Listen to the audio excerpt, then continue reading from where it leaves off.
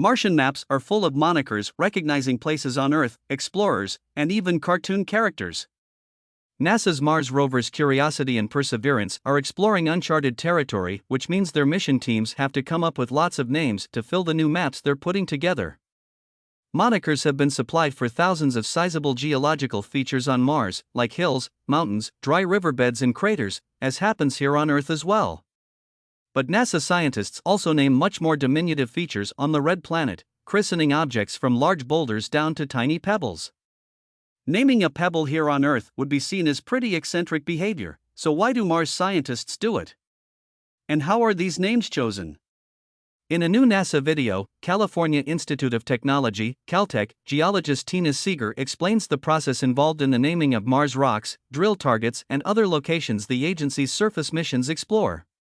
Just like on Earth, geologists on Mars rely on familiar names on a map to understand the landscape and communicate with each other about the rocks seen by the rovers, said Seeger, a doctoral student who's a collaborator on the Curiosity and Perseverance rover missions. Curiosity and Perseverance are located in different craters more than 2,000 miles, 3,200 kilometers, from each other and naming rocks in those craters after places on Earth. Examples of Martian names. There are two main categories of names given to objects on Mars. Some are given official names, while others receive nicknames. As an example, the Perseverance rover is currently investigating rock outcrops alongside the rim of Belva Crater, a large impact crater within the even larger Jezero crater.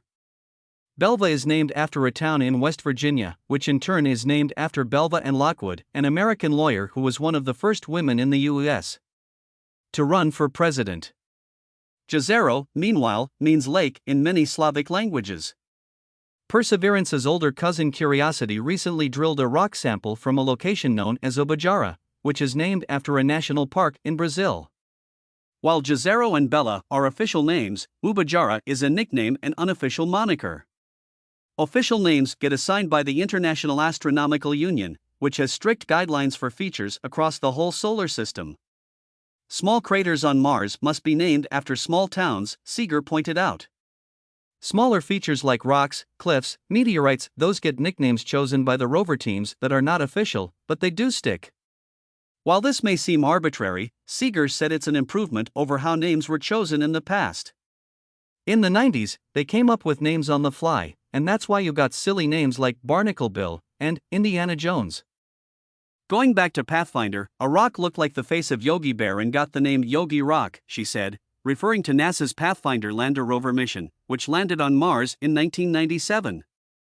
But now we compile a list of names ahead of time based on different themes, she added. We draw a grid on the map where each square is a different quadrant that represents a different theme. While the Curiosity team has selected names from South America and Scotland, Perseverance's handlers pick names from national parks around the world. Drilled rock samples that Perseverance has dropped for collection also have names like Beer Wallow, which is named after a hiking trail in Shenandoah National Park, Seeger continued.